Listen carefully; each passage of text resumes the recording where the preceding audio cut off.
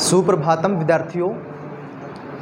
संस्कार science academy की digital classes में एक बार फिर से आपका स्वागत है। कैसे हो आप लोग?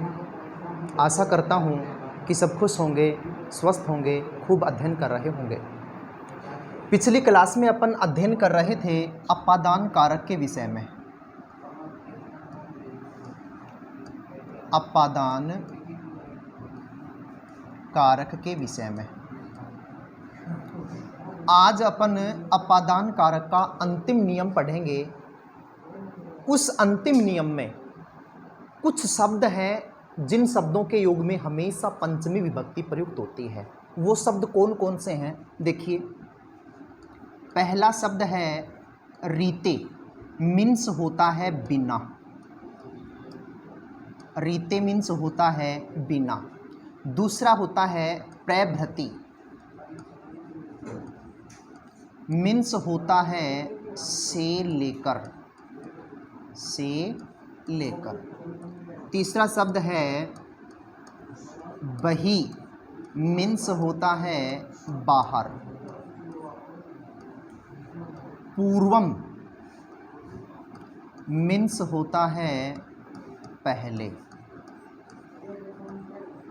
प्राक, प्राक मीन्स होता है पूर्व। अन्य मीन्स होता है दूसरा। अनंतरम मीन्स होता है बाद में, बाद।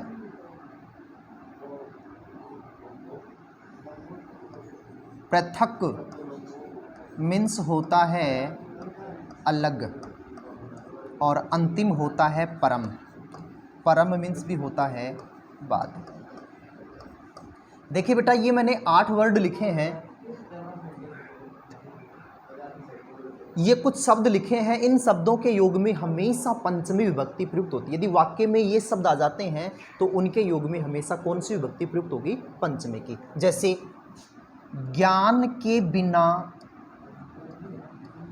ज्ञान के बिना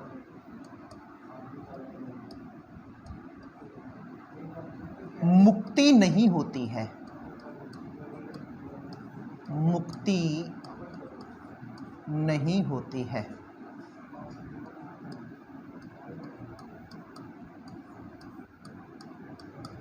वाक्य है अपना, ज्ञान के बिना मुक्ति नहीं होती है। इसमें वाक्य में शब्द आ रहा है बिना, और बिना को संस्कृत में लिखते हैं रीते, और रीते के योग में हमेशा कौन सी विभक्ति प्रयुक्त होती है? पंचमी। तो किसके बिना? ज्ञान के बिना। तो ज्ञान शब्द में कौन सी विभक्ति का प्रयोग हो जाएगा? पंचमी का। क्या हो जाएगा? ज्ञानात रीते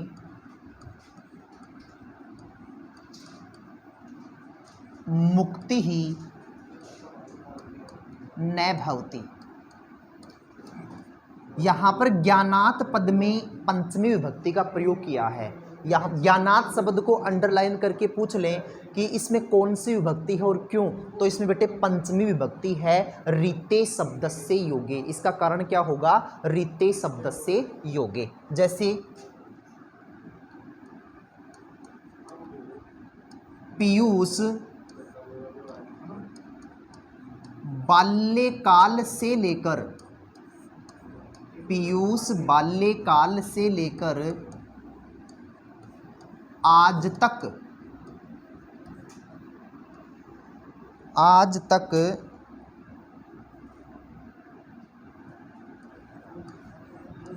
यहीं पढ़ता है,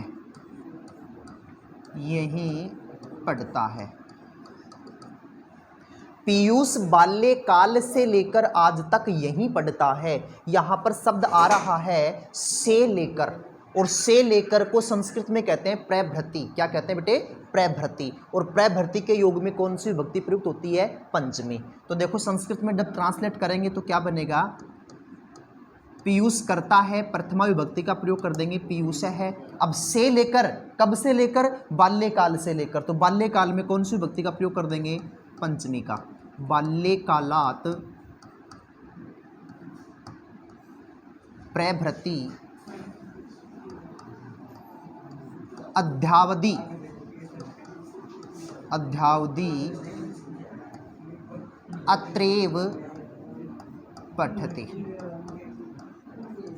यहाँ पर बाल्यकालात् पद को अंडरलाइन करके पूछ लें कि बाल्यकालात् पद में कौन सी विभक्ति है और क्यों, तो बेटे इसमें पंचमी विभक्ति है प्रभृति शब्द से योगे। जैसे अगला सेंटेंस अपना, बालक विद्यालय से बाहर गए, बालक विद्यालय से बाहर गए। शब्द आ रहा है बाहर, और बाहर को संस्कृत में लिखते हैं बही, और बही शब्द के योग में हमेशा कौन सी विभक्ति प्रयुक्त होती है? पंचमी। तो जब इसको संस्कृत में ट्रांसलेट करेंगे, बालक करता है, प्रथमा विभक्ति का प्रयोग कर देंगे, बालक है। अब किससे बाहर? विद्यालय से बाहर, तो विद्यालय में कौन सी विभक्ति का प्रयोग कर देंगे? पंचमी का। क्या हो जाएगा? विद्यालयात्। बही। अब गए भूतकाल में, मतलब भूतकाल का वाक्य है, लंग लकार की क्रिया लिख देंगे अगच्छन्। कर्ता के अनुसार क्रिया आती है, कर्ता यहाँ पर बहुवचन है बालकाः। बालकाः विद्यालयात् बहि अगच्छन्, बालक विद्यालय से बाहर गए। जैसे वाक्य आ जाए,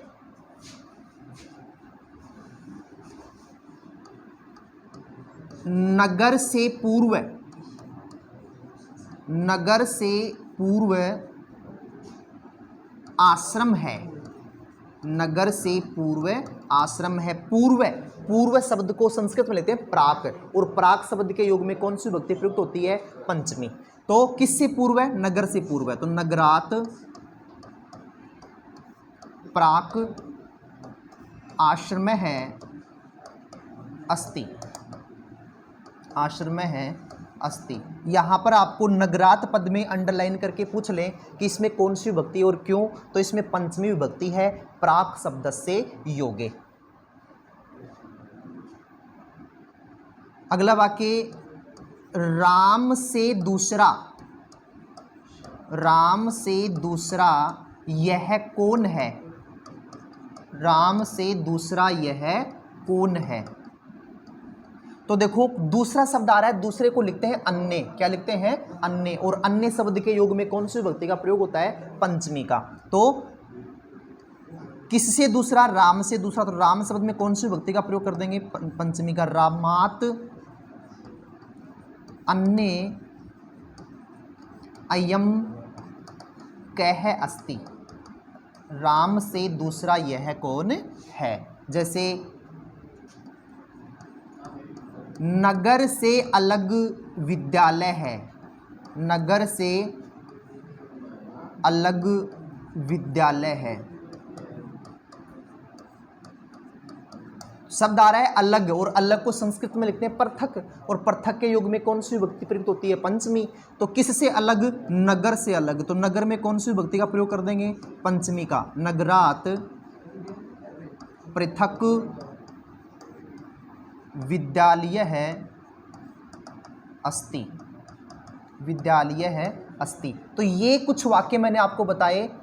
इन वाक्यों में इन्हीं शब्दों का प्रयोग हुआ है जो मैंने बोर्ड पर लिखे हैं। कौन कौन से? रीते मीन्स होता है बिना, प्रभृति मीन्स होता है से लेकर, बहि मीन्स बाहर, पूर्व मीन्स पहले, प्राक मीन्स पूर्व, अन्य मीन्स दूसरा, अनंतरम मीन्स बाद, पृथक मीन्स अलग, और परम मीन्स बाद।